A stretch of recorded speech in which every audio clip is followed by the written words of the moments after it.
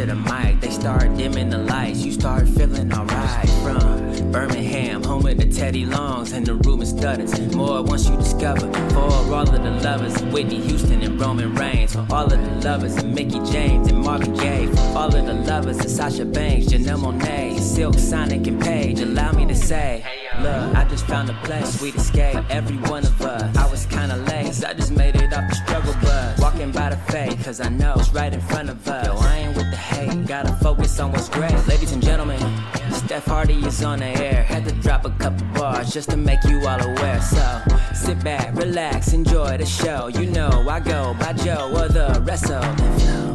Hey y'all, welcome to a new episode of the Hardy Wrestling Podcast with your girl Stephanie Hardy. So on this special episode, I got to talk to someone who I hold really dear in the wrestling podcast community. It's Rob Williams. He is the host and creator of the Bob Culture Podcast and the senior editor of the Pop Break. We sit and we talk about how wrestling pulled him through hard times, his love of all things pop culture, and his really amazing interview with Johnny Gargano, and among other things. So please sit back, relax, and listen to the Hardy Wrestling Podcast.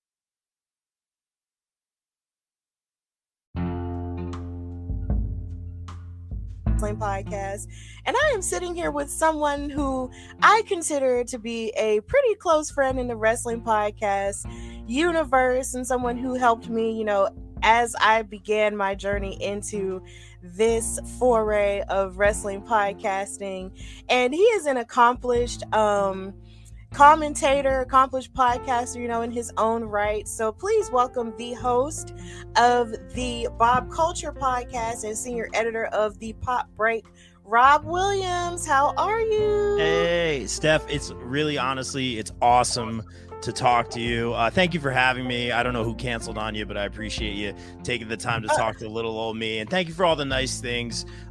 In journalism, we are taught not to bury the lead here, and I'm gonna say this right now. I want to talk to you off air, but I figured I'd save it for the show. Steph, you are sitting down with Lita, Trish Stratus, Mickey James, Alabama Con. How did this happen? I mean, we've been lucky enough to talk to some of our heroes, but you're sitting down with three goats of the business of wrestling overall. I mean, I hate to be Mr. Interviewer here, but I want to hear about this. Look, I knew this was gonna happen. Okay. Something inside of me just knew that somebody was gonna ask me about this week. I want to hear about it. Yeah. Oh, okay. Well, if you're watching and you may or may not know, if you don't follow me on Facebook, Instagram, or whatever, but if you're not, then please do. In the meantime, so Alabama Comic-Con was this past weekend. It was Saturday and Sunday, and the Hardy Wrestling Podcast had a fan table there for the very first time. Yeah. And this was only my third time ever going to this convention as well, so I was really excited to be a part of it this time. And the three goats, Trish Stratus, Lita, and Mickey James, were all doing meet and greets there at the convention. It was such a big deal. Every wrestling fan, came out to it. I got some traffic from my table, this, that, and the third. So they were having a women's wrestling panel on Sunday. And I was just going to go upstairs. I left my table for a little while, and I went upstairs, to ask them a question, just to be, amongst the fans who came, to the thing. And oh my God, since I had met Trish and Lita the Saturday before the panel, she knew who I was immediately when I said, hey, my name is Stephanie, I have a question. And Trish was like, and she has a wrestling podcast. And I was like, oh. And then the guy who was leading the panel, Matt, shout out to Matt of Humble Enterprises, he was like, you have a show? And I was like, yeah, I have a show. And then I told him, all the other stuff that I do. And, he basically told me to go up there to ask my question. And I was nervous. And then he told me to introduce myself and all of the things that I do, as I was walking up the stage. And that's amazing. Yeah, and I walked up there and sat down and asked my question, and that's how it happened. And it still feels like a dream. Like, it was just Sunday, today is Tuesday, going into Wednesday. It still feels like a dream. I can't believe it really happened.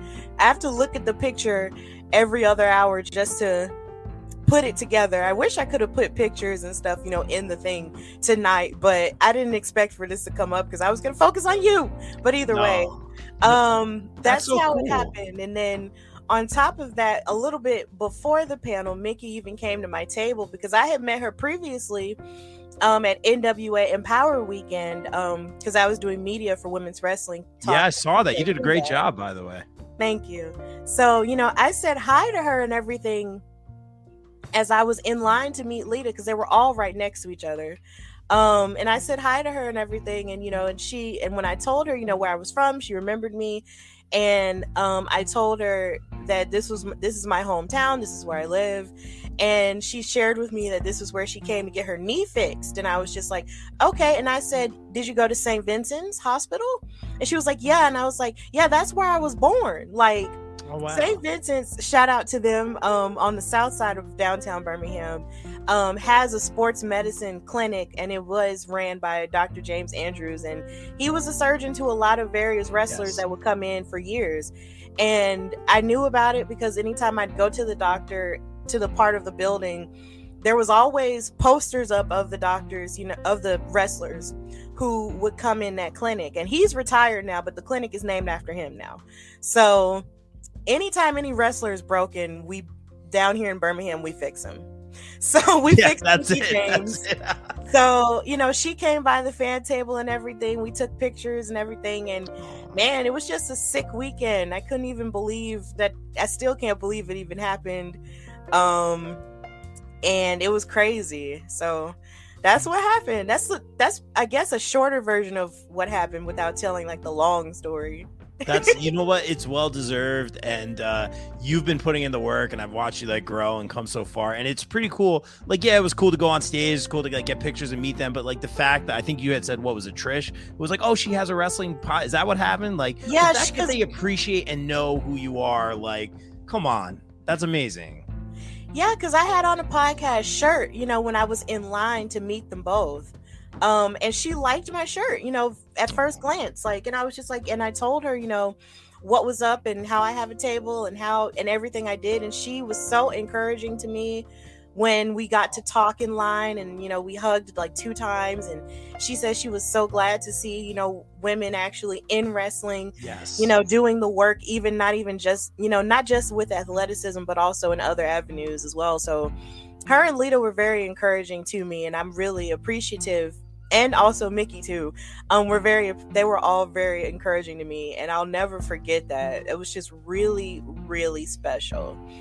Like, I still can't believe it.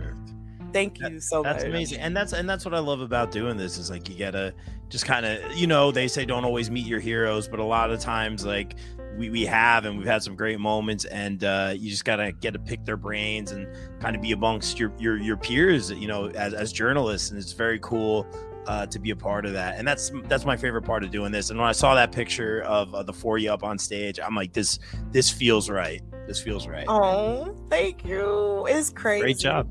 It's really crazy. I still can't believe it happened. So it's a lot. It's really a lot right now. I've been going through a lot of shock and awe over the past 72 hours. But yeah, I'm just decided not to rest on my laurels here, because I still got interviews to do, and I still have people I want to talk to, and you're one of the people I want to talk to. So back to you, though. No one wants to hear about me, please. That's not true. So I gotta ask you, when did you fall in love with wrestling? Yeah, so it's a crazy story. Basically, my best friend who lives next door here at the Neighbor's house, the BCP compound over here. My best friend Vac, we grew up together since we were 4 years old, and he was always the wrestling guy. And we would like play with the action figures and stuff, and the video games. This was 2 weeks ago. As kids growing up, and basically, I was always the guy who was like I wasn't into it. I was like, no, this is fake, and and like I was that person, and now like saying that I feel so like disrespectful because I have such like a love and appreciation not only for it and the art form and the theatrics, but what it has done for me in my personal life and as a journalist and the friends I've made and just how open the doors have been for me, much like I see for you. I'm sure you totally understand that, but at that time I wasn't into it. So it wasn't until we were in college over at Rutgers, and I was doing something on the computer and he was watching SmackDown, and I saw Rey Mysterio flying around the ring. So this is like Ruthless Aggression era, and I was like, who is that? Like, what is happening? And instantly, like, I fell in love with Rey Mysterio. The rest was history. We were really into like the SmackDown games at that point. I think it was like Shut Your Mouth or Here Comes the Pain, and like Rey's entrance and moveset was in the game, but like he wasn't, so you could like make him. And I thought that was the coolest thing. And from there, I just started like watching matches. And from Rey, I fell in love with Jeff Hardy next, and then Kane is my third favorite. So yeah, it was just so cool to watch. And I just fell in love at that point. Yeah, I feel like the Ruthless Aggression era is a really good place to start. It's so funny. I was just talking to Lo from Wrestling Wind Down about the Ruthless Aggression era and how there was so much solid action during that time and lots of great technical wrestling during that time as well. So that's a really good place to start. And then also, to throw in video games in there, I can't tell you how many stories I've heard about people, being into wrestling because they were playing the video games. And that wasn't necessarily my experience because I wasn't raised with video games because my parents were different. They were kind of different in that way.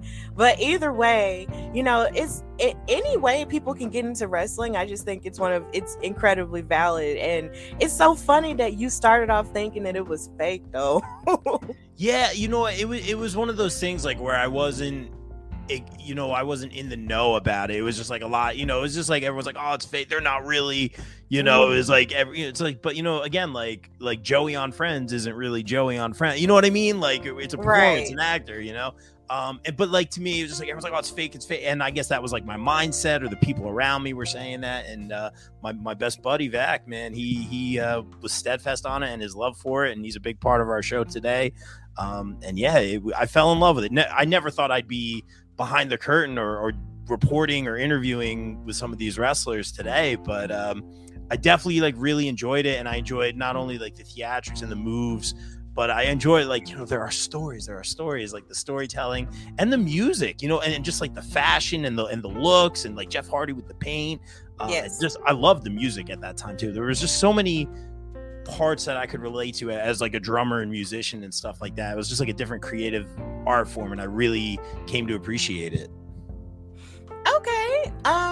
You just mentioned your love of music. So where did that start too? Like, where did that start? Yeah, so I came from like a musical family, and basically I did a lot of like music stuff. Like when I was a kid, I was like in choir. I can't sing at all now, but I would do like the handbells at church, and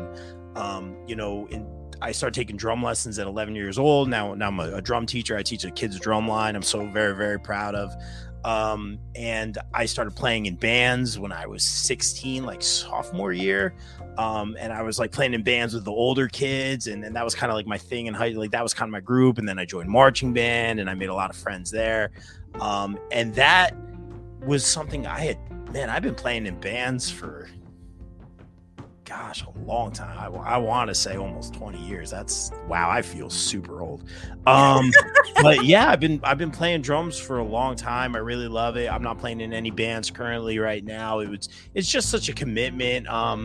Sometimes it was thankless, a lot of pay to play. At the same time, I got to open for some like really cool national acts, POD, and I got to watch them from the side of the stage. It was just kind of cool. But it's very similar to wrestling. At a lot of times I feel the wrestling is more rewarding and there's more opportunities. But yeah, music was like my first love in terms of creative output. And I still love it to this day. I love teaching, and I'm so proud of the kids that I teach. They're so phenomenal. But yeah, it was music first, and then it became kind of more wrestling for me, strangely enough. See, that's funny because for me, it's like it was, I believe, wrestling first and then music for me. Yeah. And it's pretty crazy now that I think about it, the one that ultimately won out right now. Yeah. But and it's like, it's not like one, excludes the other. Like I can't really, I've done the band thing for so long. Like I always tell people, like, hey, if you need me to lay something down, like, I got you. If you need me to fill in for a gig, I got you. But like, people had asked me if I wanted to join bands left and right over the past couple of years. I'm like, I just can't make that type of commitment. At the same time, like, every fourth Sunday we play at my church, which is awesome. We have some really talented musicians there. I got to play on Mimi's entrance theme, thanks to John Kiernan, who does a lot of the entrance themes. I played on the Notorious Mimi's. Now she's Sloane Jacobs in NXT. I got to play the drums on her entrance theme, so that's on there. I got to play some of my friends out to the ring, and if I had wrestlers yell at me and use my drum set as weapons. So it's still a very big part of me. It's just kind of cool when worlds collide. Yeah, it is. So did you ever like fully imagine yourself, working in wrestling, or was this just sort of like something that sort of just, caught you by surprise and then you started participating in it more and more? Definitely caught me by surprise. I'm sure you can relate to it, and I don't think like my family like gets it, and nor do I expect them to. It's really like joining the circus is like the best way I could explain it. But I love it, and I've learned so much from it. Not only from just interviewing and podcasting, but I help with production. I've got to help my friends GoPro Wrestling, HCW Network. I've done ringside cams, Daddy Yep Productions, then Buffalo Boys. I got to do camera switching. So I've learned all the different, routes and things behind the camera and in front of the camera. I actually prefer being behind the camera. I honestly hate being on camera, even though I'm doing all these like backstage interview segments, which I have a ton of fun with. I love the wrestlers that go the extra mile because, you're doing the backstage interview. What's your mindset going, your thoughts, and like, I try to make it different and a little bit fun. And at the end of the day, our job is to put them over when we're in that role. But to answer your very simple question, I never saw myself doing this. I started doing the podcast as a lot of local bands came on because it was Bob Culture, which was a spin on pop culture. We did movie reviews, Marvel. I had a lot of local businesses on, and Chad Minez, who I just had on last night, basically was a local Northeast indie promoter, and we just kind of linked up. I shared a lot of his stuff. He invited me to his show. It was my first independent show with Standalone Wrestling, and the rest was history. I started interviewing the wrestlers. Frankie Picard was the first wrestler I ever had on. I think Joe Gacy might have been like the second or third, who was killing it on NXT. Right now, he's always been great taking the time for us, and I love seeing people succeed. And I'll tell you this now, Steph, like I've known musicians, I've known athletes that have chased their dreams, and it's very hard. You have to put in the work, but I've never seen so many people succeed on a professional level than a lot of these people that I've known or worked with that have traveled, put in the miles, put in the work, and maybe got that opportunity, whether it's on AEW Dark or maybe getting signed to AEW, signed to NXT. It's amazing to see, and we've had standing ovations in our living room. If our friends even a video package, we just we take a picture, and it's just so cool to see our friends succeed and get signed. And I love, I shouldn't say being a small part of it, but I love being associated with that wrestling community, and it's just cool to kind of, I don't want to say be a part of it, because it's not like that. It's just kind of cool to watch everyone just climb the ladder. And I see people right now, whether it be performers, wrestlers, announcers, and commentary, that are just like, they're on that cusp, and I see them like, you're almost too good to be here, and it's really cool to see people grow. And I'm just thankful for the opportunities. I don't think I've ever been the guy that's like trying to make it. I just enjoy doing this, and I enjoy learning, and I'm very grateful for it. Yeah, I completely understand that. Like, it caught me by surprise too. It's just, I find it's really crazy, because it's just the way that I started, into it was just looking for a place to share my thoughts. And yes, and I just try not to, give off the impression that I'm like a know-it-all, or I'm just an insider or whatever. Like, I'm just a fan like everybody else is, but I'm just, telling everybody how I feel in a sense. But I never expected any of this to catch on, or any people to actually want to listen to me. because I just thought all the people who wanted to listen to me were people who really loved me or who really cared about me, on a personal level, or like friends that I might make or something like that. But as far like, I never thought anybody would actually want to listen to me on this type of platform, because all the people who you see are really successful at this platform, they have, audiences already, or like they're already famous, or or they're really like experts in this certain field. But then as it turns out, wrestling is this beautiful community that uplifts you regardless of where you come from most of the time, and then it just sort of blossoms into its own thing, and now here we are. So yeah, it's awesome. crazy. And I think people, you don't give yourself enough credit. Like, you've really grown and come a long way. And I think people, like, I know I gravitated towards you. I think we were in a group chat together, and then we'd worked together on some panels and whatnot. You've been on the BCP a few times, and you always bring it. Your stuff. You're passionate about it. You're a kind person, which I think counts for a lot these days. And you work hard, you put in the work. And I'm happy to be on this show. Like, I'm excited. Like, I miss you. I haven't talked to you in a while. It's really cool to see. And it's cool to see your journey, to talk about everyone else's journey. It's cool to see your journey too, and to see you grow and succeed and get commentary. Because when I saw that picture of you and Lita, Trish, and Mickey up on stage, I'm like, oh, Steph's hosting this whole thing. No doubt in my mind. No, I wasn't hosting it. I thought you were. No, that's what a lot of people thought. Some people really did think that I was, moderating the thing. And trust me, like, there was something like in the works where someone was trying to get me to do it, but the convention had their own people. So I didn't want to override that, and I was just happy to even be there in the room. But I mean, like I said, getting called up there was just like, whoa, are you serious? And just the idea that, everything that I've done, has helped me get up there was just kind of like, whoa, this is crazy. But yeah, thank you, for the compliment of it, because life is just getting insane now. It's insane. So who are some of your favorite wrestlers, as you, matriculated through your fandom?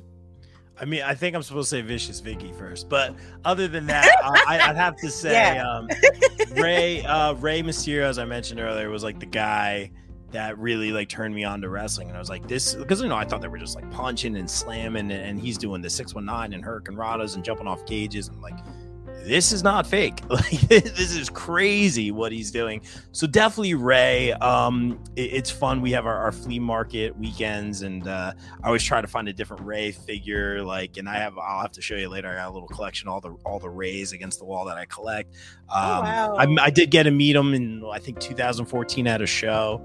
I got him to sign a mat. My buddy got me a Rey mask from Mexico years ago, so I got him to sign that. And then Jeff, who I mentioned earlier, just something about Jeff, and I think to this day that holds up. He's just something about him, and he'll even say this, just kind of connects with the audience, him being different, or him embracing his art or his style, his music, and then his moveset, the high risk, obviously. There's just something about Jeff that, not just his persona, because his persona is him, but just something about his art and style. And that was another thing that really just brought me into wrestling too, was I started growing my hair out, like, it's like, you get it. It's like those little things. I got someone like the Hardy, like you said, at the end of the day, we are fans, and that's something we embrace here on the show. Again, we keep everything very professional, but at the same time, I've been going through some hard times, and just going to wrestling shows with the boys or being a fan really, really gets me through. So I got a lot of the Jeff Hardy, like, armbands. Shameless promo, our friends Funkenstein Wrestling Superstore. They take good care of us, and they have everything. I want to get that in there because they're our sponsor. Shameless promo for them. And then for some reason, Kane. I don't know why I gravitated towards Kane. It was just, maybe it was like the mask, or like the fire. Him and RVD was a lot of fun. Taker, I always knew as a kid, and Taker's probably like my top 5, and I always thought he was really cool, even when I wasn't into it. I knew who Undertaker was, and he was always cool. But something about Kane, like, I don't know why I liked Kane better. I don't know. Like, I can't explain it, but something about Kane was just very, very cool to me.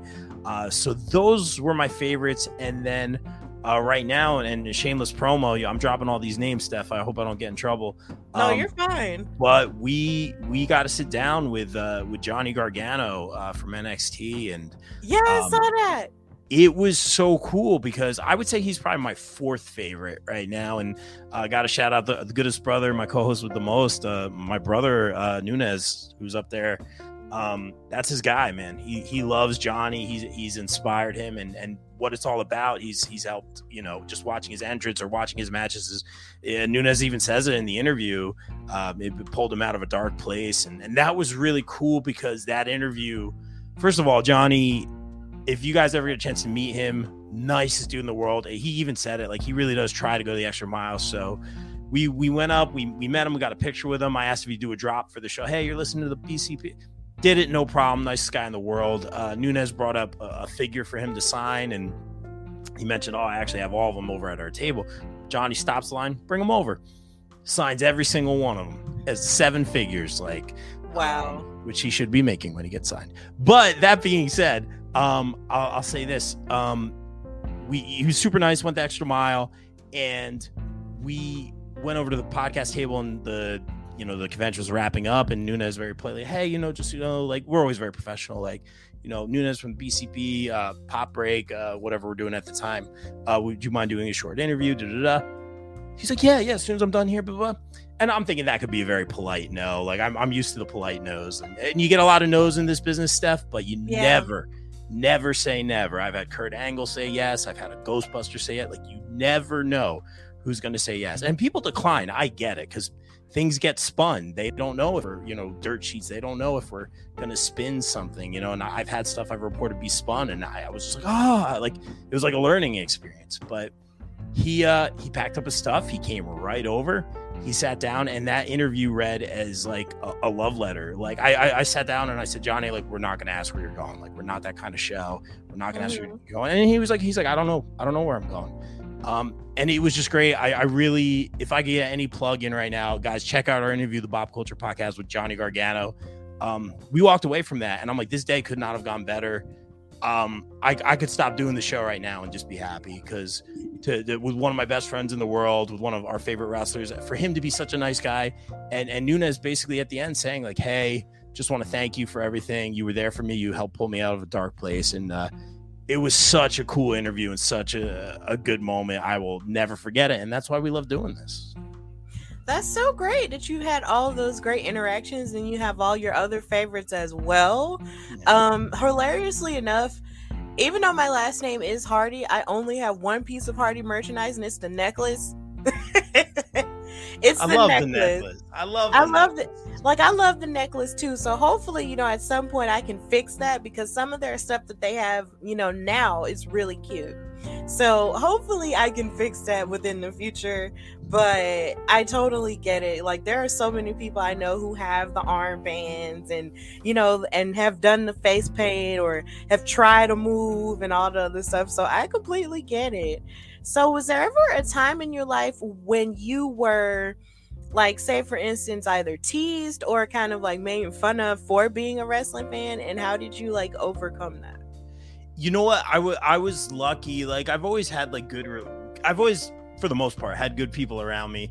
And when I got into it, it wasn't until I was in college. So I think like no one gave me a hard time or bothered me about it. Like, I don't think everyone like got it, like I was saying earlier. And now that I'm working in it, I don't think everyone like gets it, which again, I completely understand. It really is like joining the circus. But as far as my fandom, a lot of my boys and my inner circle, if you will, we all love wrestling, and we have like, we just had our big Double or Nothing party. We had everyone over. It's great. Sometimes we have quizzes, like, or prizes, or like, we get really, really into it. So no one's really given me a hard time or bullied me about it or anything like that. I just think, maybe a couple like, oh, you watch this or da da da.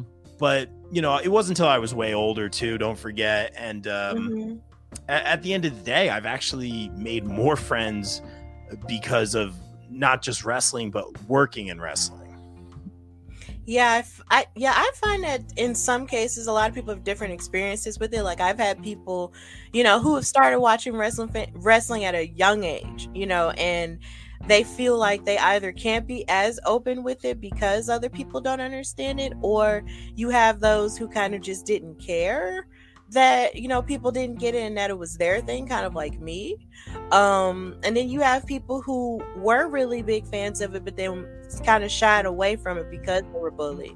And it's so sad when stuff like that happens. But I know I've made lots of friends, you know, even from liking wrestling and even working in the business even now.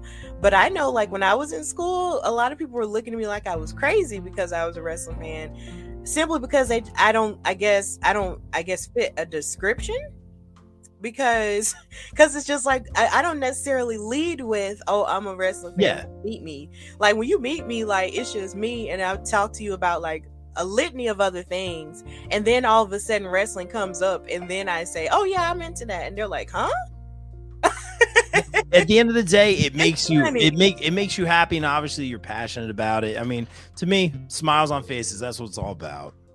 Yeah, it is. That is exactly what it's all about, you know. And as long as you treasure it and as long as you love it, that's really all that matters. So I did see in doing some research, you know, background research on your show, that it's sort of that the Pop Culture Podcast started as a pop culture music show. So when did it sort of make that transition from music into wrestling, or do you still do a mixture of the two? It's a very fair question. I would say right now it's at least 80% wrestling, and that is because the wrestling has been so rewarding. And I could go on and on with examples. Just made so many friends. It's to the point now where, and I'm not trying to toot my own horn here, but like the wrestlers see us as a conduit. Hey, can I come on? Hey, can I come on again? Promoters, hey, can I come on? And that's what it's all about. Yeah, please tell your story. Please promote your event. As long as you're a good human, that's all I ask. You know, please. But yeah, we did, and we still do, like when we do our 300th episode, or, you know, we have that, we always have bands featured, we always have live performances. I'm actually trying to regularly get a live performance kind of format, because I have so many friends that are in bands, and really, really great bands. So I'm trying to showcase that a little bit more than we once did, or than we do now, I should say. We just did our same convention over at Baltimore Celeb Fest, where we interviewed Johnny, and we had a great time. We did our Double or Nothing, Owen Hart tournament cup picks, and at the end of that, I featured our friend Bobby Mahoney, who just put out a music video, so I featured the music video at the end. So if you ask what the Bob Culture Podcast is, I want to say it's a pop culture show, and it still is, but it's definitely, I think wrestling is the first thing in the description. Local music or music would be second. And then, you know, we usually review like the Marvel movies. We did the Ghostbusters movie, like the big series, you know, Falcon Winter Soldier, WandaVision. We try to do panels, and the wrestling really had, like, I look at my calendar and it's like this superstar, this, or I shouldn't say superstar, this wrestler, this talent. So it is, I would say, at least 80%. And then that's being generous, wrestling. And the wrestling has been good, but we always still want to showcase those bands who were hit very hard during the lockdown and pandemic. So that kind of made things a little tricky. At the same time, you know, I also use that to build the platform from an audio platform to video, which we're doing now, and to grow and connect with people. So we are still a pop culture show. We are still a music show, but I'd be lying if I said it wasn't at least 80% wrestling. And at the end of the day, like, this is us, like, being friends and talking about what we want to talk about. And nothing about the Bob Culture Podcast title says wrestling in the show, you know, and it would make a lot more sense. It would probably be easier to find for search engine optimizations. But at the end of the day, the fact that people wear a t-shirt that says Bob Culture Podcast, or want to work with me or come on the show or anything, that means the world to me. Or be a guest or be a panelist or tell their story. I just love getting together with my friends and talking about what we love. Yeah, I mean, I love your shirts. Like, I remember that was one of the coolest things I noticed about your show. I was just like, you know what, he has the coolest t-shirt. Thank you, I appreciate that. One day, maybe for myself, like that, I thought that was really cool. But sometimes I wonder, you know, what would happen if the Hardy Wrestling Podcast actually branched out and tried to do something else, because I'm interested in a lot of different things, and a part of me wonder, like, I wonder what would happen if I decided to talk about something different on the show. Where would people take to it, or would people not take to it? I don't know. It's weird. You have a platform. I say do what makes you happy. Like, say there's like a band that you love, or you're at a convention and there's like a voice actor or an actor or someone, like, have them on. Hey, it's your podcast, the Hardy Wrestling Podcast. But like, I listen to a lot of shows. I think we just had I was listening to Busted Open. Shout out to our guy Dave LaGreca. They just had Melissa Joan Hart on from Sabrina the Teenage Witch. She was putting out a new Lifetime movie, and they were just talking about the new Lifetime movie. I mean, they got a little wrestling in there. I guess she's a fan, but you have a platform. I'm never a fan. I shouldn't say never. Sometimes it's just a smart move. I don't like it when people completely rebrand. Like, would it be smart for me to put wrestling in the title of my podcast? Probably. That would make a lot of sense. But we have, our brand, and it is what it is, and it's us, and it's very organic. If you started a whole new podcast just to interview one person or a different genre, unless like you're going to do an all music podcast or something, then that's completely different. But you have your brand, and you're respected, and you're kind, and your social media presence is known, and people notice that, or even your shirt. Like, Trish noticed your shirt. So I say, do you, if you want to have Tobey Maguire, I don't know why Spider-Man came into my head, but like Tobey Maguire on whatever it is, make it happen. I don't see why not. Do what you love. Yeah, that would make a lot of sense, because I actually just thought about, I was on Twitter just now watching NXT, and I believe there's this singer named Saucy Santana, and there was an article that was posted, from her being in Teen Vogue, and she actually said that she was a Trish Stratus fan, and I was just like, so do I need to have her on the pod? Like, could that happen? Like, so yeah. Sometimes I really do wonder and think about what would happen if I did decide to branch out like that. Like, I feel like it would be really cool if I did, but I don't know, because it's hard. Because you seem excited about it. I'm sure people would love to talk to you and tell their story. Yeah, I'm sure. So, it's just a matter of thinking about it. But there's so many people I want from the wrestling space, because it's so big, that I don't even necessarily know if I would even have time for anybody else. But hopefully, something like that can happen. So, do you ever feel like your passion for music and pop culture, is equal to your love of professional wrestling?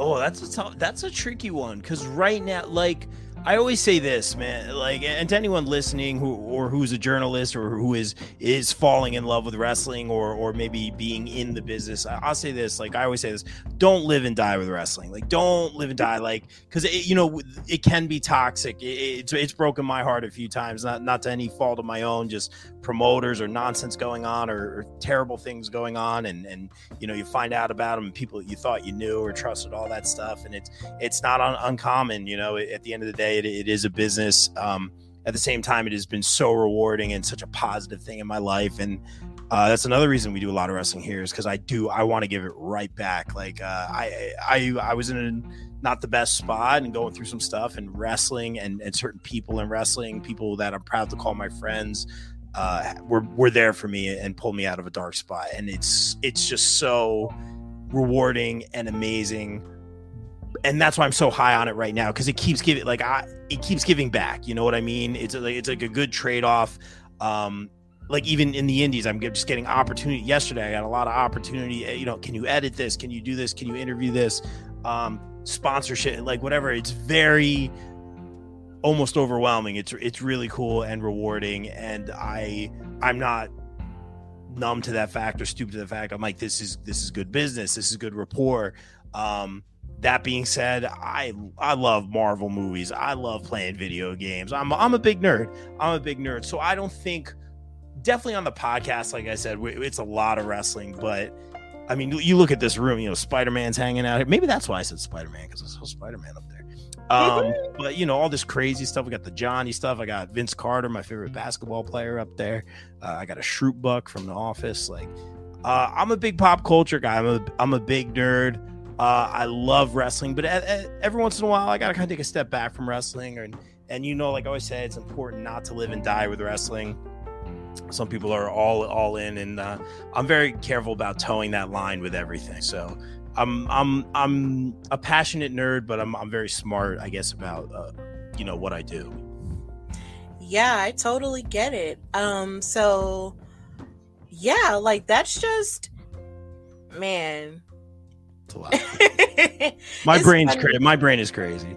Yeah, it's just funny how a lot of that actually they all play into each other in some way. Yes. Like even with wrestling and even with Marvel and DC and so many various things, like they all sort of intersect at some point. So it's almost like you can't really separate them. They're all just. Yeah, I think that's who I am. Yeah. I know you can only see this back wall, but this whole room when we moved here, I painted this whole room, and I have Ninja Turtles over there. I got my Ghostbusters like firehouse from the 80s over there. It's so cool, and I just love it. Like I was thinking about this the other day. I'm like, this room makes me really happy, and that's what it's all about. Yeah, I imagine so. Like that's just a lot of great stuff you have back there. Oh, you don't know the half of it. It's you're like, oh yeah, that's great, and then I'll show you, and you're like, oh boy, he's a. Oh, stop it! No. Like I tend to admire people who put that much time into their rooms because I find that I don't. So, like, even though I do decorate my room like a little bit, like I find that there's still so much more that I could do that I just don't do because I'm always busy with so many other things. So anytime I see a person, putting that much into their room and that much care and, and having care about it, it's just like, that's great. I love the way this looks because I know I just couldn't do it. It makes me happy, like looking around this room. It makes me really happy. But then my bedroom is like, it's like a bed and like a desk and like a TV and like everything's like white and it's like this plain white walls. I guess it makes it like the room feel big or whatever. And I'm just like sitting there like psychoanalyzing myself, like like all my happy stuff and I have a lot of Ninja Turtles and toys are down here, and then upstairs is like I'm like, I need to put more cool stuff up there. Yeah, like I can't wait to get a house and see what that looks like. That's gonna be fun. Well, you are welcome anytime we have and I know you're very far away, but if you're ever working in the Northeast, Belladonna division, wherever you're traveling with, you're doing a con or something, come stop by the BCP compound. We watch pay-per-views. Come hang out here with us. Definitely. I would love to do that. That would be great. Thank you for the invitation. Of course. Yeah. So how did you become the senior editor of the Pop Break though? Like how did that happen? So, and that's given me a lot of not only opportunities, but legitimacy too, because I never always want to be like, hey, you want to come on my podcast? I feel like I won't say everyone has a podcast, but podcasting has really come a long way. And there are a lot of podcasts right now than there used to be many years ago, even before the lockdown and all that stuff. So Pop Break gave me a lot of great opportunities, and shout out to our guy Bill Bodkin, who's on the show. He would cover the local music scene in Asbury Park area. That's how I got to know him, and then I would see him at independent wrestling events. So we became friends. He is a major part of our show. He always is. I always call him like the wild card, and he has such a passion for wrestling, and he brings a lot of great takes to the table. So he is the editor-in-chief of the popbreak.com. Check it out. We have interviews with a lot of movie stars, a lot of celebrities. We have concert photos. I do the video game reviews, so I get to work with like the likes of 2K Sports, WA 2K, a lot of independent gaming companies, and it's very cool. I love playing the video games, I should say. I get to review like off-Broadway plays in New York City, which is very cool. It gives me a chance to kind of travel. This is kind of before everything. And we had Kurt Angle on. I was working one of the horror cons, and Angle was there. So that was really cool. And I went up to Mr. Angle, Rob Cruther from the popbreak.com. Would you mind doing a short interview?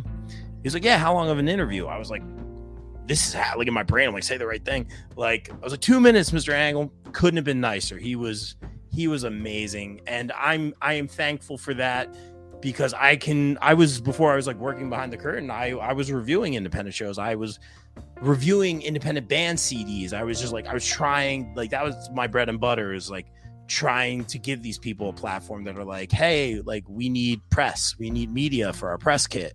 And I always wanted to be the guy to kind of help them, because I was the guy like in a band, like, hey, could you interview us or write us or take pictures or something. And I like being that guy for everybody. So I'm very thankful for the pop break and the opportunities from Bill. And I've also been able to get a lot of my friends involved or write or tell their story. So many people that have been on the show are now working for the pop break. So Steph, if you reach out to Bill, see what you can do. Okay. Yeah, I'll definitely take that into consideration. But that's really great though that you were able to have that many opportunities, to do that even with another, platform. Like, that's really great. So what has been your favorite live wrestling experience? Just like in terms of like an event. Man, I want to go like a cliche, like I was at a show and someone returned, or there's like a big win or big moment. I feel like Kofi Mania was cool. Seeing Kofi win, definitely. So you were there for that. We were there, yeah. Who was it? I just like to point out it was in New Jersey, not New York, MetLife Stadium. That's a conversation for another day.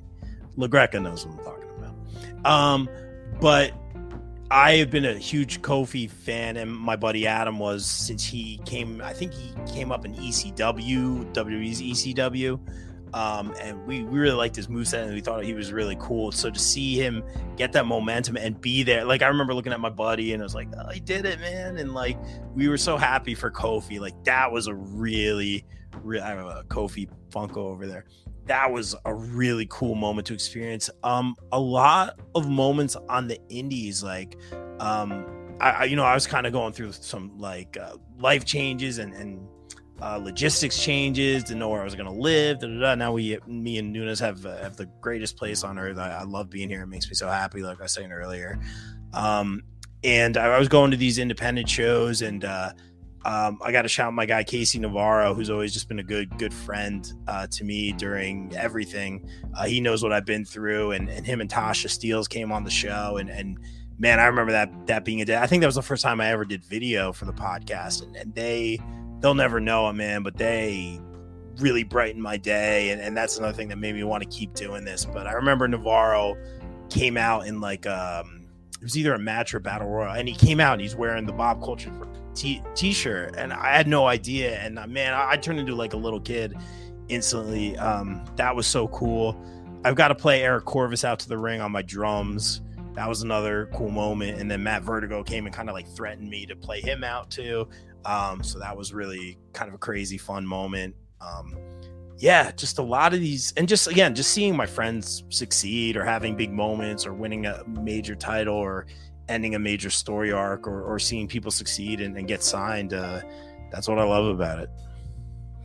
Yeah, I've talked about Kofi Mania earlier on my show, like episodes ago, but that was one of the most important moments I had ever seen in my life, because even though I might not have seen him in the independents, because back then in my wrestling fandom, I didn't know exactly what the independents were. Yeah, I saw him, when he first started in WWE, and I just remember just immediately gravitating towards him because I really thought, he was Jamaican. It's okay. And I just thought he was just this gorgeous man, and I was like, okay, well, I'm here for him, succeeding. And just, it was a lot of times where for him it was up and down, but he was still very consistent. And so watching him have that moment, and then also watching him, have that moment with his family, yes, in the form of the New Day by his side supporting him, was just beautiful. And I almost feel like it would not have happened any other way if he was just him by himself, because I feel like with him by himself was great, but the idea that he was with the New Day and he had these brothers and they built this bond and they were the ones really pushed for him to have this opportunity, like him having a family dynamic within wrestling along with his actual family, it was almost like he was surrounded by this big microcosm of love, and then there's the love from us too. So all of that love was able to sort of push him forward, and then when he won, it was just a lot of tears from me, tears of joy. Yeah, but I was crying. It was a huge moment. I may or may not have had something in my eye at that. No, it's okay if you want to admit you cried. I mean, we all did. That you ain't wrong. Hashtag we say hashtag man tears here. By the way, get well, Big E. Feel better, man. We hope you're doing okay. Oh yeah, please, because that I did witness that injury, and it was terrible. It was so scary to hear that thud, and then he didn't get up. I was hoping at some point he was going to get up, and then he didn't. And I'm just like, oh my God. And they rolled him out of there, and they took care of him because, like I said earlier, we take care of the wrestlers here. But I was there. That was in Alabama. Yeah. It was in Birmingham. You were there. Okay. Oh, yeah. It was rough, but I'm hoping, the best for him and his healing, because he did post a picture without the neck brace on. Good. They're saying that, so hopefully that'll turn around. They're saying his muscles is what saved him. He that's I don't know. I don't know anything about that. A lot of the wrestlers are saying that. Yeah, that was great. I was like, the idea that his muscles saved him, and that really could have been worse, but it wasn't. Like, I'm really grateful for that. So get well, Biggie. Get well, Biggie. We love you, man. We miss you so much. We do. So, how did you get into commentary on the independent scene? I mean, it's probably similar to, and I'm putting you over here, but probably similar to the way you did. Basically, I had been covering these events for the Pop Break, or supporting them, or having the wrestlers on the show, and someone from Titan, Billy Fetsky, again, I was going through a lot at that point in time, and I just remember the night that he texted me, and he was like, hey, do you want to be a special guest commentator at Goddesses of War, all-female event here in New Jersey? I was like the third commentator. I was like 100% I'm good. And everything I was going through kind of didn't go away, but like I had more excited feeling, and I got to do that event, and I guess they liked it. They kept asking me to come back. Now I am the lead commentator at Titan and Goddesses of War, which is crazy. So I don't know if people just keep canceling or they ran out of people, but I'm lead over there, and everyone has been super welcoming. I got to shout my guy David Adams, who was one of the first ones to give me a shot on commentary. He did actually let me call a match before I did that Goddesses of War show. I got to call one match, and it was Mimi. Now Sloane Jacobs on NXT versus Vicious Vicky, which is so cool that I call Vicky's match. It was one of my first matches, and Vicky won the title. Correct? Yeah, Vicky won the title in that match, and I got to call that. So it was just such a very cool way to start in this business. Yeah, that is really cool. Like, commentary is fun. Like, It's really fun. Like, did you practice it all beforehand? Yeah, I did, because I'm such a preparer. Like, and as I learned in wrestling, like, a lot of it's like, hey, let's go have fun, or hey, yeah, we'll do this. I'm not like that at all. I like to prepare. I like to be ready to go. I'm starting to learn to be more on the fly. I hate it, but I'm a super preparer. So what I did, got the boys, we got Nunez, we got Vac, sat in the living room, muted some matches. And we just started calling them. Legit practices, and it was great, and we all had a natural rapport because we all know each other, and I got a call show with Nunez, which was such a moment, and another one of my favorite moments. Yeah, that's funny, because it's like I kind of practiced, most of the time I practice by myself, or in the, like, me and my boyfriend will have random moments where we'll be riding around somewhere, and then we'll start commentary, like, if on someone's driving. Nice. Or we'll start commentary on, like, someone doing a thing, like on television, or like a random TV show or something like that, or even during a wrestling program that's on TV, we'll start doing that. And it's just really fun how he was trying to help me prepare in that way. But a lot of the times it is by myself. Like, I just will pull up YouTube videos of matches, because WWE has started posting a lot of full matches on their free YouTube channel. And I'll mute it, and then I'll start, calling what I see, and sort of, in a way, ish mimicking what I've heard, but still trying to put myself into it, That's it. And it's really fun. Like, I really enjoy commentary. Like, I like it a lot. Like, I really do. And then I just love, being able to take care of the girls in that way. Because really, that's, and the guys, but mostly the girls, and taking care of them. It's really fun. I like it a lot. Yeah, and you do an awesome job, and I remember we were talking about it, and I was still learning, but I was like, definitely try to approach as many people as you can, or I try to message people for it and like get that information. I think the wrestlers are very appreciative of that, that you do know the move name if you can, instead of just, you know, the whatever the actual move is called, you know, with their flavor on it. You got to know that. I think they really appreciate that. And I was always trying to do, when I first did that Goddesses show, I was doing a lot of the puns, and we did that whole pun disputed era because I wanted to stand out and I wanted to give it something, you know, different. And you know, I was like using little puns and stuff, but at the end of the day, I've kind of pulled that back because it was as my buddy John Alba told me, it's like a little too small market. And at the same time, it was only, you don't want to take away from the matches. And I've learned as I've done this is I even if things on commentary get a little bit away from the ring, I always try to send it right back. And that's something I've learned from working with like the likes of Riley Shepard. I got to work with her on commentary. I learned that from her.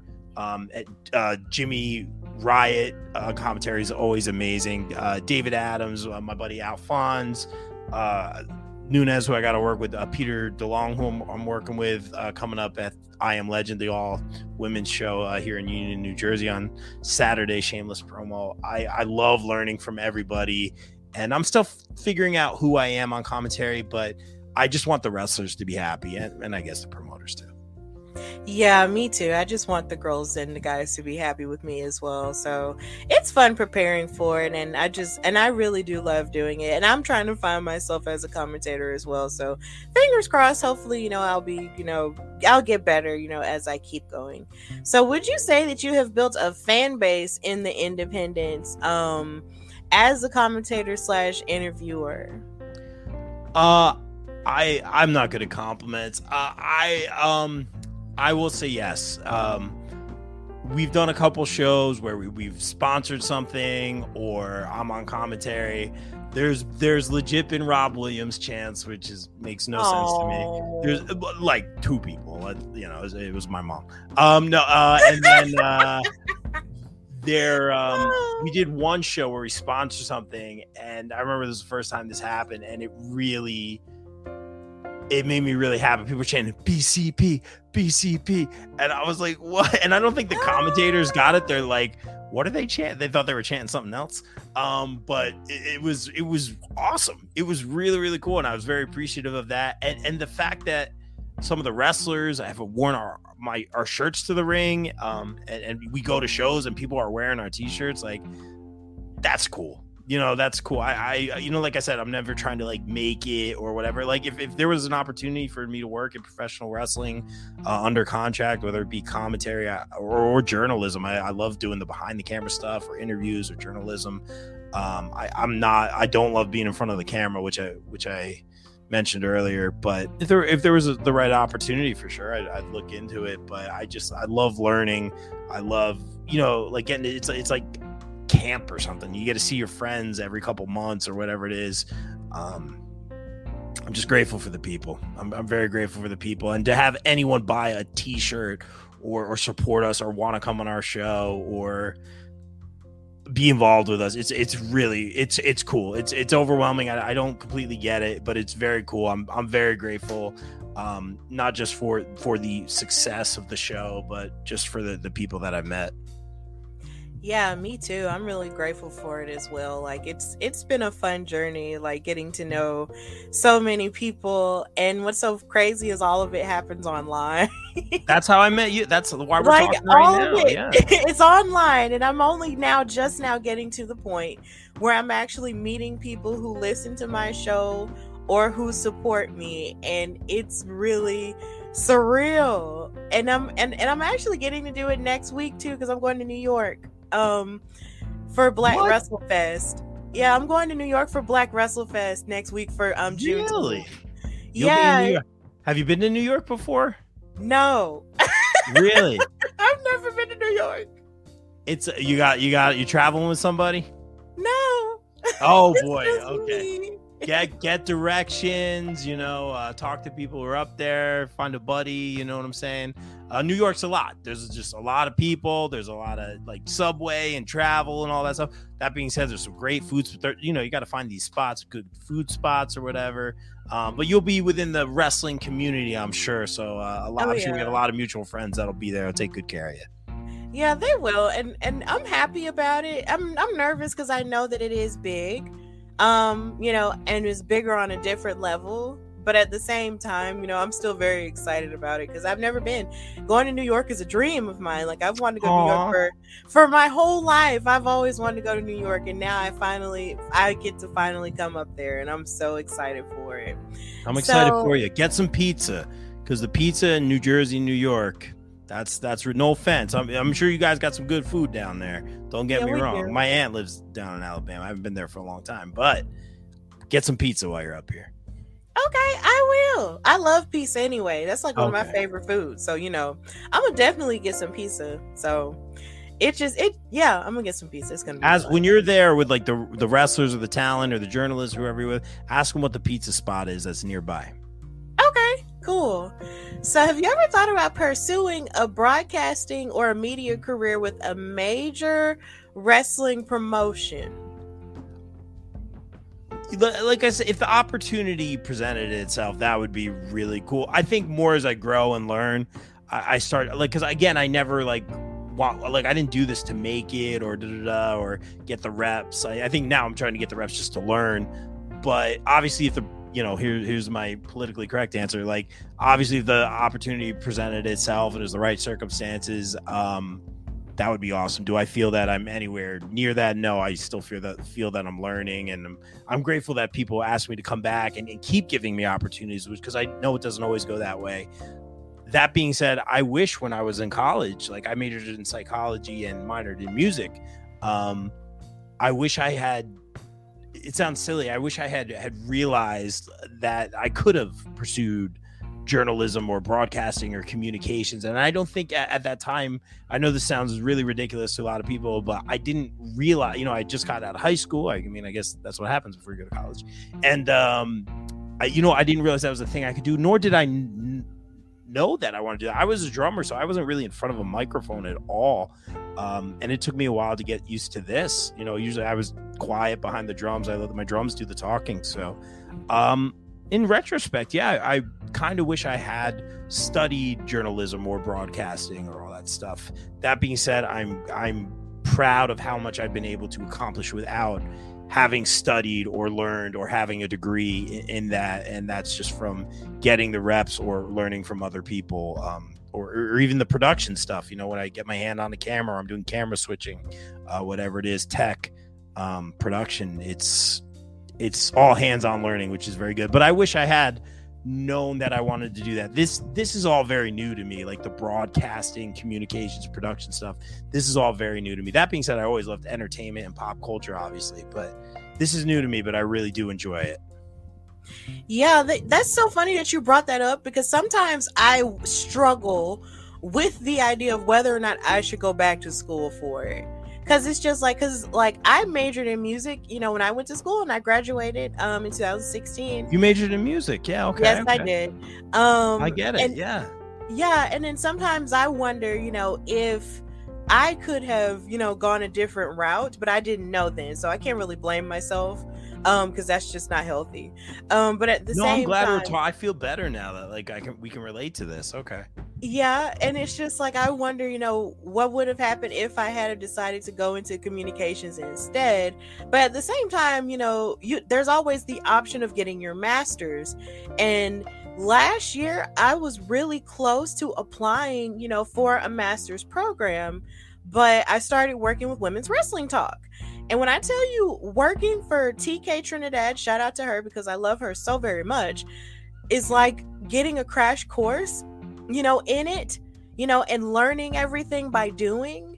It really does feel that way. And I've been able to do so much, get so many opportunities, and, and do stuff like that, and work with great people and everything who are just as passionate about wrestling as I am, if not more. It's really great. But then sometimes I really wonder, if I were to really go into this with the full focus of a career, should I go to school? But it's just like I've done so much and people take me seriously enough without the whole schooling thing that I wonder if going to school would be a waste of time. I don't know. It's hard to decide. I think it depends. Like, wrestling is a funny, I don't know what the word, like, it's a funny route. You know what I mean? Like, I've never seen so many people succeed. If you want to be broadcasting in wrestling, I say keep doing what you're doing. Make the networking is half the battle, which you're great at. Like, a lot of the names know who you are. You work with some of the names. Keep, networking, making those connections, keep getting the reps, keep doing what you're doing. If you're looking to do some sort of major radio station or something like that that's not wrestling, maybe that would be something and again, I am no expert on the subject whatsoever. I'm thankful that I at ISPW I get to work with Dave LaGreca, who's there all the time, and he hosts Busted Open, and it's so cool to call him one of my peers. And we had him on the show, and he said he considered us friends, and I was like, I didn't know what to say, and just like really good guy, and to see that there are people just talking about wrestling 6 days a week and doing that for a living, that's really, really cool. I would love to do that. At the end of the day, I would love to do that. Just talk about wrestling with the boys, be taken seriously, which I think we are, and just keep the positivity in wrestling as well. That would be the dream. Yeah, it would be the dream too. And it's so funny you keep bringing up Dave LaGreca. I think he follows me on Twitter. Check. We're still here. Yeah, this is what happens when you go live.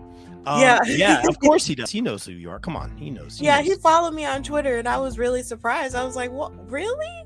Because I've seen fans on AEW television and even on WWE television have signs of his name, and I'm just like, "You're following me? Really? Okay, here we are." He's the best. I can't say enough good things. He's the best. He knows the deal.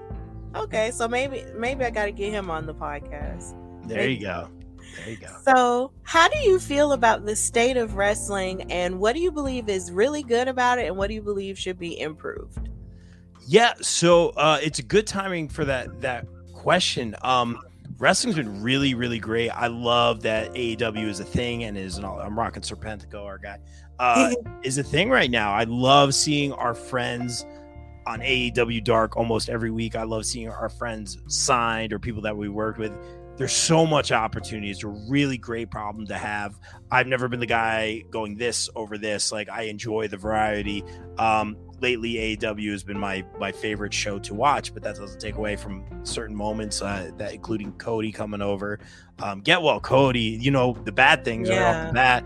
The injuries right now. The Roman apparently is taking some time off. We have, I can go down the list. Cody, there's some with Punk. We just saw what's going on with him now. I think Scorpio Sky's got something too. Wow. I'm on the other side of this. I think I'm going to get a lot of, not heat, but I'm going to get a lot of disagreeing on this. I am not a fan of the interim champion thing, especially now that Scorpio's hurt too. If we have two interim champions, that's going to be weird. I thought Punk had come out and said, I guess I'm starting with the negative first. I thought Punk had come out and said, and everyone's going to crack me if I'm wrong. I guess this is more of a common thing in combat fight sports. I don't know a lot about that. But Punk had come out and said, hey, got a squeaky wheel. It sounded like he was talking about some sort of broken something in his leg. I'm going to work my way back. I am not done. The wheels haven't fallen off. Just got one really bad one. I'm going to take care of it. You could see the tears in his eyes. Before he started talking, I saw the tears in his eyes. I was like, oh. So he goes on to say, I thought he was going to leave the belt in the ring or whatever. He goes on to say, like, hey, I'll be back. I'm going to fight my way back to get this. Then at the main event of that show, the narrative is, oh, we're going to, Moxley is going to be the top guy, and then the Battle Royal winner is going to face for the interim championship. And like, cool. Like, I understand you gotta turn the next page, next man up. Like, I get it, but that seemed to contradict what Punk had just said. It almost seemed like different narratives. To me, I get a lot of people disagree with me on that. That's just how it felt. It felt like one thing was said, and then, like the solution was real fast. And again, everyone's probably scrambling to figure this thing out. I think it's going to result in a lot of great matches, but I don't love it. Sounded like Punk was going to work his way back to like beat the number one contender and get the belt back, but it's almost like he's, first of all, get the surgery, get healed, make sure there's no complications, get right, get back into shape, do what you got to do to come back and do what you love. But it's kind of like the belt's kind of waiting for Punk. It feels like, first of all, get right, get healthy. That's what I say. Now we see that Scorpio Sky's injured, so I don't know if there's going to be an interim champion for that. I don't fully know what's going on with that yet. I'm sure we'll find out more as the week progresses. So that's the thing I don't love right now. I am enjoying Wardlow, man. I've been a big Wardlow guy. They backburned the heck out of him. And it was a perfect slow burn. And I just love seeing him come out and hit Hurricane Radas. And apparently I've seen him do some mic stuff. We've seen it very sparingly, but apparently he's very good on the mic as well. Like, he's just going to slowly take over, what's going on here. This whole MJF thing has everyone talking. I personally said, before everything went down, when there was all the rumors about him leaving or having the flight or whatever it was, I just said, hey, if everyone can get on the same page, this could make for one heck of a storyline. And then that promo came out with straight fire. They do this right, everybody wins, you make a lot of money. So we'll see what happens with that. I know there's a lot of theories on that. I'm here for the ride. Cody, dude, get well. First of all, Cody has been very impressive. The best way I can explain it is he's had that song for 5 years. after that WrestleMania entrance, I got like 8 million streams on that weekend or whatever. I'm probably saying the stat wrong. I learned it on Qatar on like that weekend, and I've known it for 5 years. And I think that's not a knock on AEW, because AEW is one of my favorites right now, if not my favorite. But it just shows that grandiose stage, that moment, that entrance that Cody had. And that was very, very cool. So it's an exciting time. I'm loving seeing the Hardy Boys back together again. There's so much going on. I don't know why Christian's with Jungle Boy. That's another thing. Like, I don't really get. Are we waiting for some sort of turn or interference or something? I'm assuming the Hardys are going to fight for the tag belts at some point to, put that on their list of championships. I don't really get why. No hate on Christian. I just don't know why he's there. But I am really enjoying a lot of stuff. There's so much I could talk about. And then the independents have a lot of great things going on right now, too. Yeah, it's a lot to really enjoy in wrestling. And even though you did sort of start out with a negative, I believe that's a valid, complaint, because I've seen that sentiment from a few other people in the wrestling circle about the whole interim title thing. And this isn't, to bring up anything maddening, because I know a lot of people do the whole AEW versus WWE thing. Right. But I just know from watching WWE, it seems like whenever one of their people are out with an injury, they just sort of make them give up the title, and then they'll operate a certain way, either create a tournament or have a match or something for somebody else to win the title in the place of the other person. And if and only if that other person wants to go after it again, they do go after it again, or they just don't.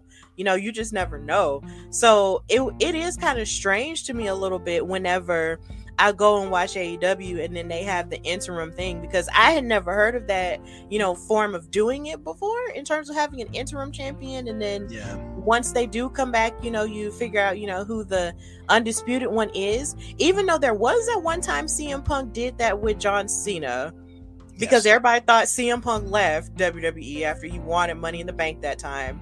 And then John Cena beat Rey Mysterio infamously for that, because a lot of people were angry about that, including me. John Cena beat Rey Mysterio for the title, and then John Cena was like, look at me, I'm the champion, blah. And then CM Punk was like, yo, I'm back and I got a new song. And then and then he was like, no, I'm the champion. Now, that was really the only time I've seen anything similar to that. But other than that, they didn't call him an interim champion. Like, they just made him the champion. So I'm just saying, like, it is kind of different, the way AEW is doing it. But, if that's how they want to do it, then that's fine. Yeah. Different's good sometimes, I like that they're doing their own thing and they're staying in their lane. And I don't know if I necessarily agree with how they're going to, I know they kind of did it with Sammy and Cody, and that actually played out great. I'm not going to lie, that series of matches was great. But, I could be very wrong. I think the bookings, I love the Owen Hart Cup tournament booking for the men, particularly a lot of dream matches. Darby Jeff, Adam Cole Jeff, that got cut short due to time. Samoa Joe, Adam Cole, that was some great. You got a lot of face versus face booking, which I feel a lot of people are setting their ways. Always has to be face heel, and I like it. Oh, it's a tournament, face, like let's go for it. And that was some really cool matches, so I do enjoy that as well. Yeah, I enjoyed the Owen Hart tournament too, and even on the women's side, it was really good. Even though I really felt like Chris could have. I was rooting for Chris. I was rooting for Chris too. I was rooting for Chris Statlander to sort of go further than she did, because she did a really excellent job. I'm really enjoying watching her evolution. Like, I really am. So here's hoping that she has, more great stuff on the horizon for her, because I'm really enjoying her match against Ruby at Rampage that time. I was like, girl, come on. She's gonna go. We've been a fan of her since WrestlePro here in New Jersey, and we got to interview her. And it was, if you ever listen to that interview, she keeps us on our toes. Like, she definitely took every question and turned it on its head. And I'm sitting there going to news. I'm like, was that good? Like, were we bad? Like, what? And he's like, no, she was messing with us. Like, like. And I listened to it now, and now it's one of my favorite interviews. But she's great. I was totally rooting for her, and she is going very far. But bright future ahead. Yeah, I'm really pumped for her, and I'm really pumped for everyone, in wrestling at this point. Yeah, there is a lot of, of course, wrestling always has its ups and downs, but ultimately it's always, a really good time, with what you do have, instead of, focusing super hard on what you don't have in wrestling, because we have a tendency to really focus on what we don't have. So, you do have to, there's a certain resilience that you have to have as a wrestling fan in order to try to still enjoy it, because otherwise you'll just tap out and give up, and we can't do that. So yeah. So what is the best thing that wrestling has ever given you? That's easy. I'm not going into specifics here, but went through very, very hard time. Got kind of blindsided by something, when I was married, and I just, had to move forward, and never saw it coming. And basically, I went and lived with my dad for a while. Like, where am I going to live? What am I going to do? Kind of thing. And I started going to these indie shows, and just the amount of friends I made, and not just the wrestlers, but like the talent, the crew, some of the fans to this day that are still really good friends that I get excited to see, who have been so supportive and so welcoming. And, some of them kind of knew I was going through something, or some of them kind of knew exactly what I was going through. And whether they wore a shirt to the ring, or, one of the BCP shirts, or hung out with me, or talked with me, or let me vent on their podcast, or whatever it was, I, to this day, or got me a birthday present, like, to this day, like, so grateful for that. A lot of people go through stuff, man, and I don't want to compare, because people go through way worse stuff than I went through. And I was so lucky. First of all, my support system, the boys, amazing. I can't say enough good things. I'm very lucky, but to have that extra support system of these new friends and wrestlers and opportunity, and I don't know how to describe it, just some really interesting, cool, different, from all different parts of the country, people.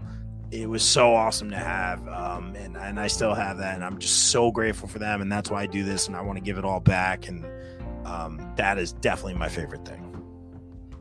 So wrestling gave you a community. Yeah, that's it. You said it perfectly. Absolutely. That's awesome. And that really includes awesome. You. That includes you. Yeah, like, wrestling gave you a community, and that's a beautiful thing. It's very valid, because sometimes in the hardest points of our lives, wrestling is always there. And it feels like, even though wrestling can be really hard sometimes, it's a beautiful mattress to lay on whenever life gets hard.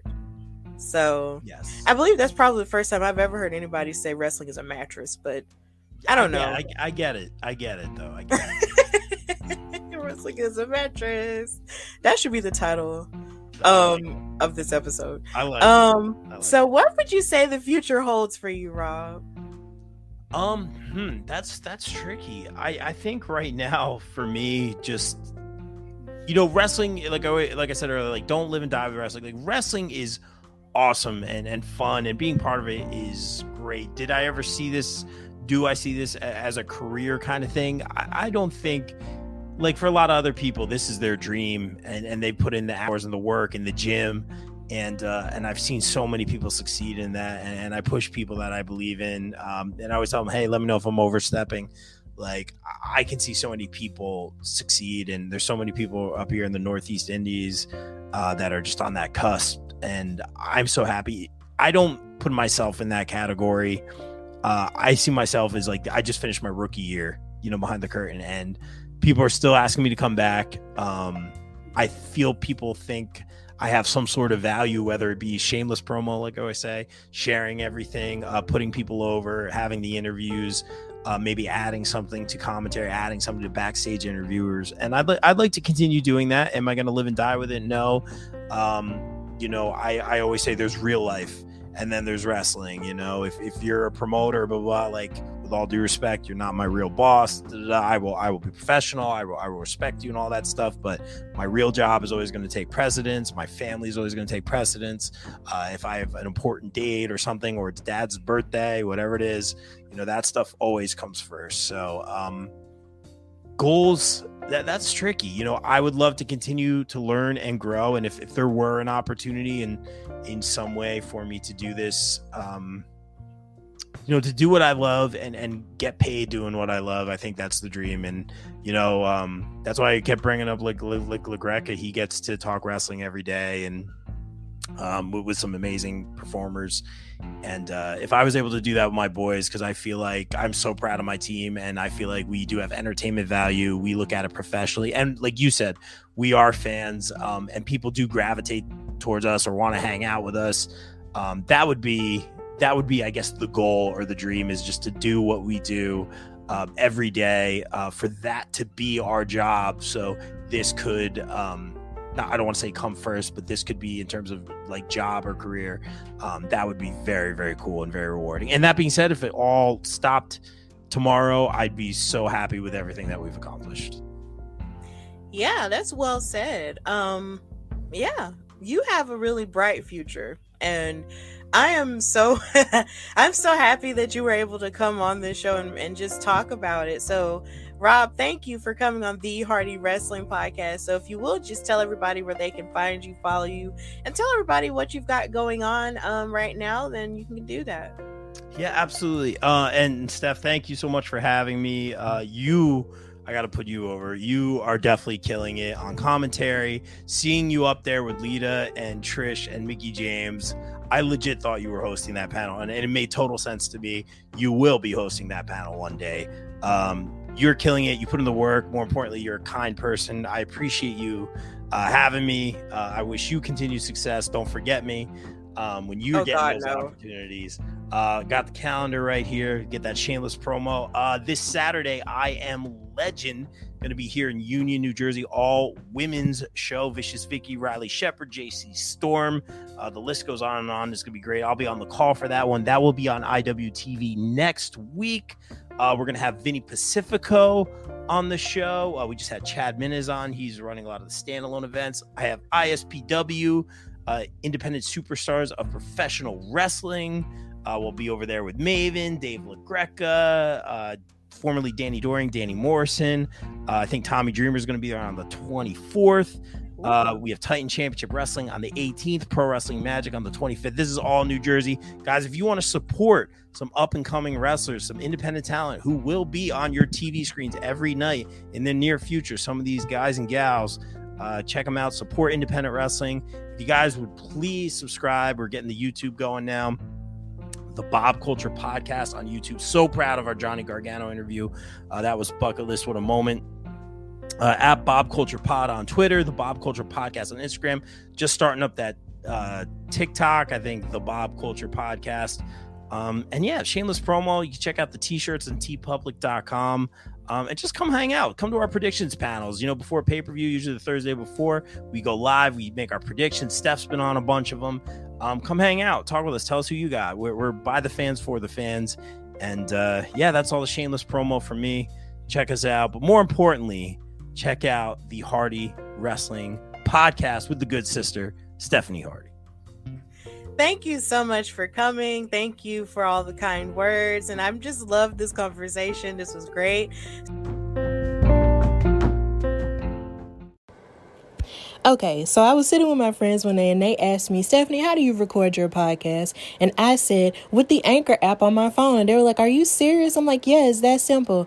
It is absolutely free. There are creation tools that allow you to record and edit your podcast right from your phone and your computer. And it will distribute your podcast for you so it can be heard on Spotify, Apple Podcasts, Google Podcasts, and many more. You can also make money from the podcast with no minimum listenership.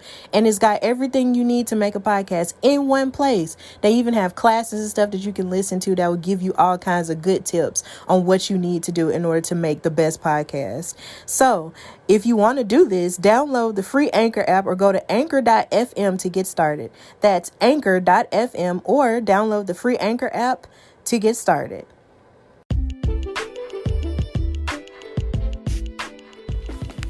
So thank you again to Rob Williams of the Bob Culture Podcast and of the Pop Break for coming on my show and for just being a constant source of support since I've started my podcasting journey. Thank you so much, and I wish you nothing but continued success down the road. And just thank you for all the kind words that you said to me as I have matriculated through this time and just journeyed through this time and just been there as a good family member of this wrestling community. So thank you for that. So,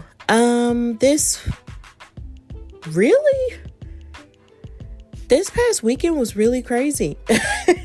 So thank you to everybody who came out to support me at Alabama Comic-Con. Thank you to Blurred Over for helping me in the ways in which they did help me as my first big Comic-Con, as being a vendor and having a fan table.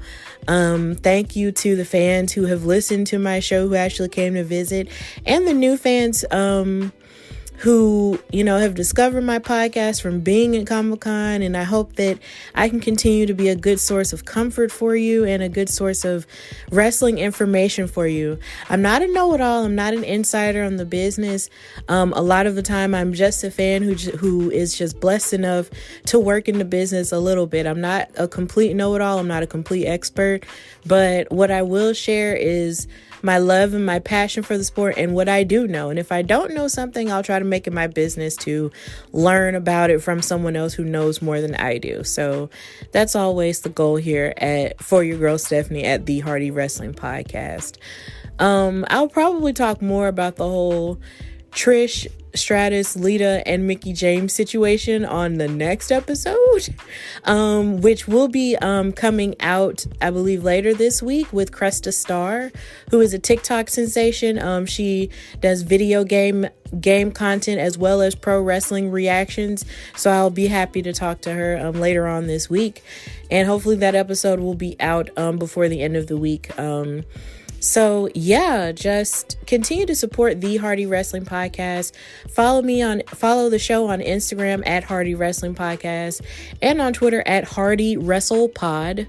That's HARDY, wrestle like the word wrestle, pod. And also follow the YouTube channel, the Hardy Wrestling Podcast YouTube channel. And also, continue to listen to it and like, share, subscribe, and send all kinds of good ratings, 5-star ratings, write reviews and everything. Just continue to talk about and support what you like about this podcast and let everybody know. And also when you see me sharing clips, please, reshare those clips, repost, retweet those clips. If you hear something that I say that might resonate with you, just continue to support the show in whichever way you can. I also have merchandise, so go on tpublic.com/HWP store. So you can buy merchandise with the logo of the show on some t-shirts or a mug or an ink pen or a notebook or a pillow, whatever floats your boat. You can buy merchandise merchandise from me at the Hardy Wrestling Podcast store, and just continue to support the show and continue to support me, your girl Stephanie Hardy, on Instagram and Twitter at Queen Steph Hardy.